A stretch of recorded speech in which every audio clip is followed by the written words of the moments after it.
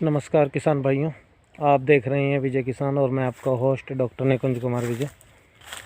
कई किसानों के सवाल थे कि जो लो बजट फार्मिंग है उसमें रिकमेंड किया जाता है कि कम नाइट्रोजन, लगभग 70-75% कम नाइट्रोजन का इस्तेमाल उसमें करना होता है।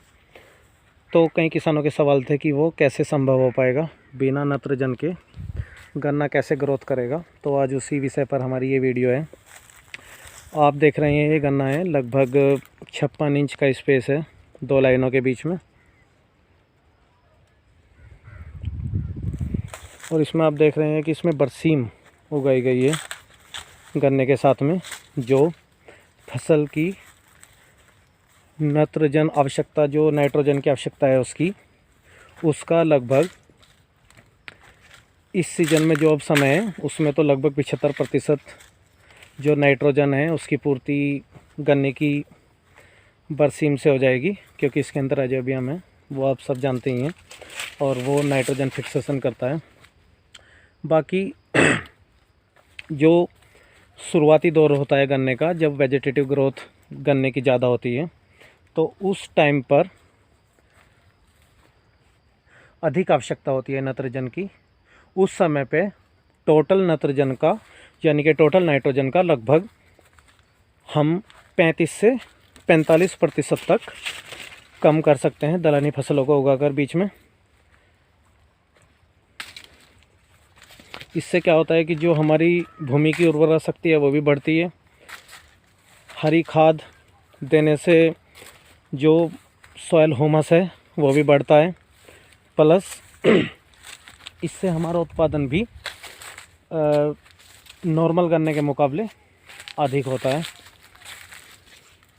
जो हमने इस अपने एक ट्रायल प्लॉट में देखा है, जो लगभग 30 से 35% बढ़ रहा है, 30 से 35% बढ़ रहा है। अभी आप देखेंगे सादा प्लॉट जिसमें हमने बरसीम या कोई नाइट्रोजन के लिए दूसरी दलहनी फसल नहीं दी है, ये भी सेम उसी कैटेगरी का है। तो आप इसमें देखते हैं, इसका आप लीफ का कलर भी देख सकते हैं, ये थोड़ा सा नाइट्रोजन की डेफिशिएंसी दिखा रहा है, जबकि इसे हमने केमिकल यानी कि यूरिया के रूप में नाइट्रोजन दी है। तो अब आप देख सकते हैं कि कितना फ़र्क है। जो हमारी लो बजट फार्मिंग है उसमें हम दलहन उगा करके कितना ज़्यादा हम उसमें फ़र्क डाल सकते हैं। लगभग 50 से 55% तक नाइट्रोजन की पूर्ति हम इन्हीं तरीक़ों से कर सकते हैं, जिससे लगभग किसान आधा खर्च जो यूरिया पर डिपेंडेंसी है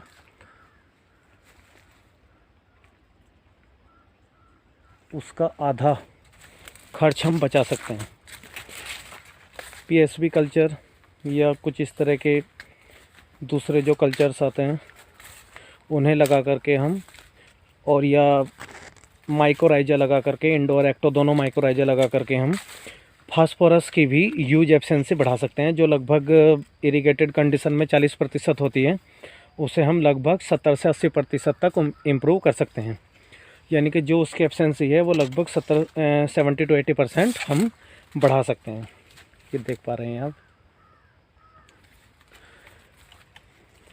तो किसान भाइयों, आप हमें सुझाव देते रहिए, आपके सुझाव हमारे लिए बहुत अमूल्य हैं।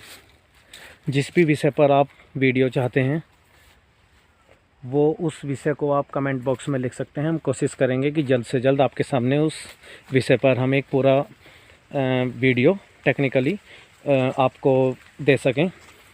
इसी के साथ आप सब लोगों का धन्यवाद, आपने हमें समय दिया। आप हमारे चैनल को सब्सक्राइब करें, लाइक करें और ज़्यादा से ज़्यादा शेयर करें। हमें आपके उत्साहवर्धन की बहुत ज़्यादा आवश्यकता है। धन्यवाद।